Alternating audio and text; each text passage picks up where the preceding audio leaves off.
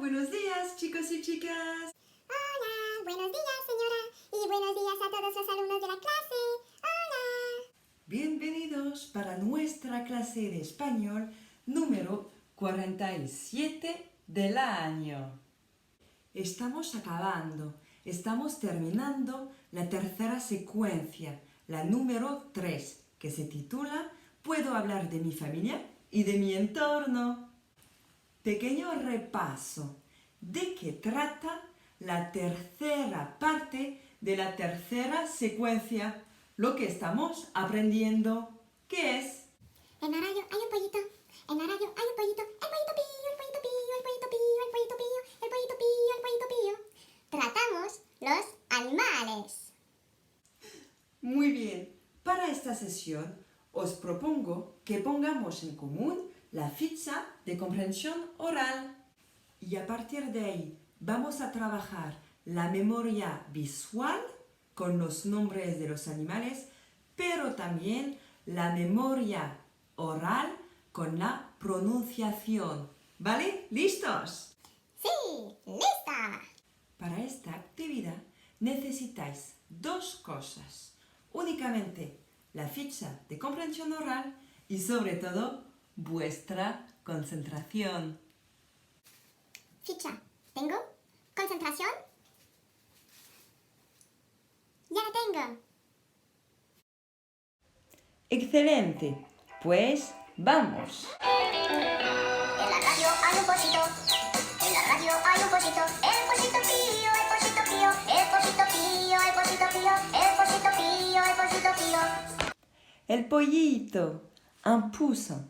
Alors, pour vous souvenir de ce nom, petit rappel, est-ce que vous vous rappelez, le son O en espagnol peut devenir régulièrement en français OU. C'est une équivalence qu'on travaille en intercompréhension romane. Alors les termes ne sont pas très importants, l'important c'est de retenir cette équivalence. Le O peut devenir en français OU. Pollito, poussin. Alors vous avez vu, moi je le prononce pollito, tandis que dans la version que je vous ai envoyée, on entend plus pochito. Tout cela dépend des accents régionaux, on en a déjà parlé. Donc vous devez le prononcer comme lorsque vous dites me llamo. Si vous dites me llamo, vous prononcez un pollito. Et j'ai rajouté sur le diapo un polluelo, petit synonyme que vous pourriez également rencontrer.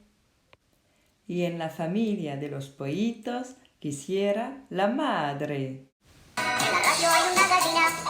En la radio hay una gallina. Y la gallina coe el pollito pío. Y el pollito pío, y el pollito pío. Y el pollito pío, y el pollito pío.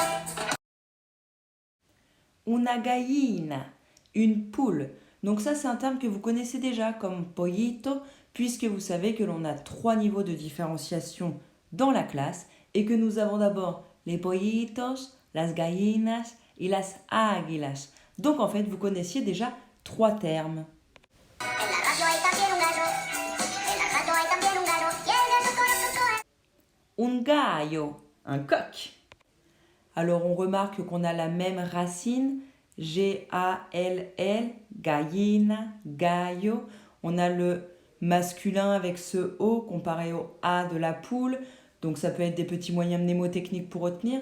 Mais j'en suis sûre que vous connaissez tous aussi une chanson que vous avez appris quand vous étiez petit, dans lequel il y avait le terme des gallinacées. Si, dans ma basse-cour il y a des poules, des dindons, des oies. Il y a même des canards qui barbotent dans la mare. Ça fait cote, cote, cote, codette, cote, cote, cote, codette, cote, cote, cote, codette. Rock'n'roll des gallinacées, oh yeah!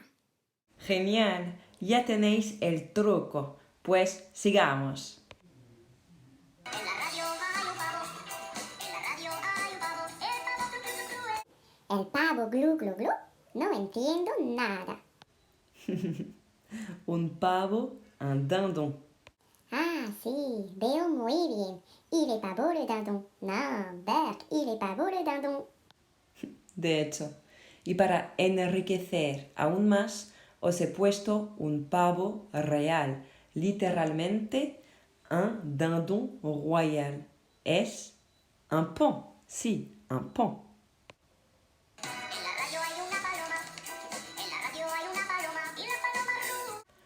Una paloma, un pigeon. Alors là, chaque année, vous me trouvez vous-même des petits moyens de retenir ce terme. Par exemple avec la palombe, qui est un gros pigeon, un pigeon ramier pour être plus précis. Et surtout, vous me parlez tout le temps des palombières, ces endroits d'où vous chassez les pigeons, où vous les surveillez, ou je ne sais pas quoi. Mais en tout cas, vous savez ce que c'est. Donc, petit moyen mnémotechnique. La paloma, le pigeon.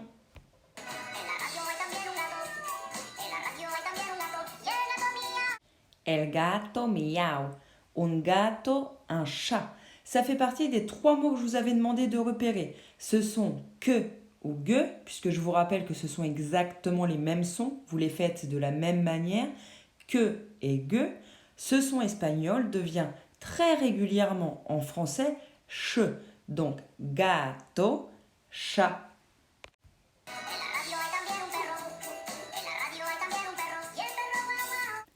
Un perro, un chien. Alors là, je n'ai aucun moyen mnémotechnique pour vous aider à retenir ce terme. Des fois, il faut apprendre, c'est tout.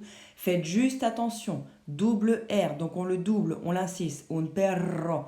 Si vous mettez un seul R, c'est la petite conjonction de coordination mais. Vous vous souvenez?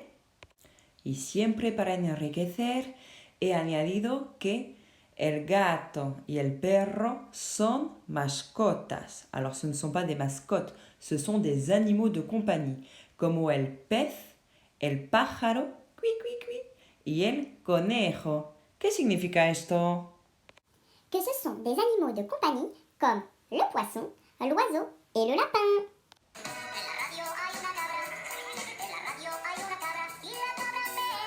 Una cabra, une chèvre. Alors là, plein de moyens mnémotechniques. Tout d'abord, ce sont que espagnol qui peut devenir che.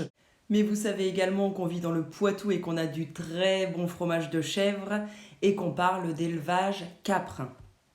Et sachez aussi que le petit de la chèvre, que vous appelez communément le chevreau, peut être également appelé le cabri. Donc faisons ensemble des cabrioles de joie comme le fait la chèvre sur les flancs de montagne.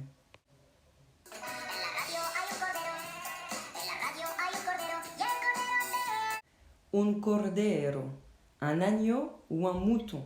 Alors là, si vous trouvez une solution pour retenir ce terme, un moyen mnémotechnique, l'étymologie ou autre, et si vous m'entendez, écoutez, je veux bien un retour.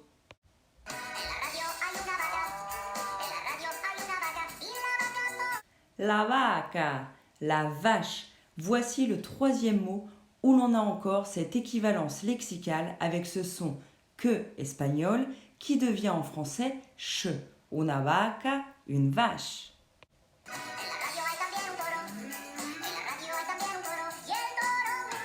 Un toro, un taureau. Alors en fait, c'est comme en français, mais avec l'écriture espagnole, l'orthographe espagnole. Au lieu de l'écrire en 7 lettres, on l'écrit en 4 lettres. T-O-R-E-O. Fácil. Y ahora os propongo enfrentar un desafío. Je vous propose de relever un défi. Un desafío. Venga, vamos, motivación. Pero, ¿qué es el desafío? Para el desafío tenéis que aprender, memorizar la última parte de la canción y poder cantarla vosotros. Je vous ai mis sur le document qui est joint à cette vidéo. Le texte, ce sera plus facile pour ceux qui sont visuels. Apprenez d'abord à bien prononcer et ensuite, avec la chanson, entraînez-vous. J'espère que certains vont être un peu téméraires et oser m'envoyer leur captation vidéo. Je vous ai laissé mon mail dans le document. J'espère que ça vous incitera. Il ne me reste plus qu'à vous laisser vous entraîner pour relever ce défi. Pienso mucho, mucho en vosotros. Espero veros pronto, en serio. Os echo de menos un montón.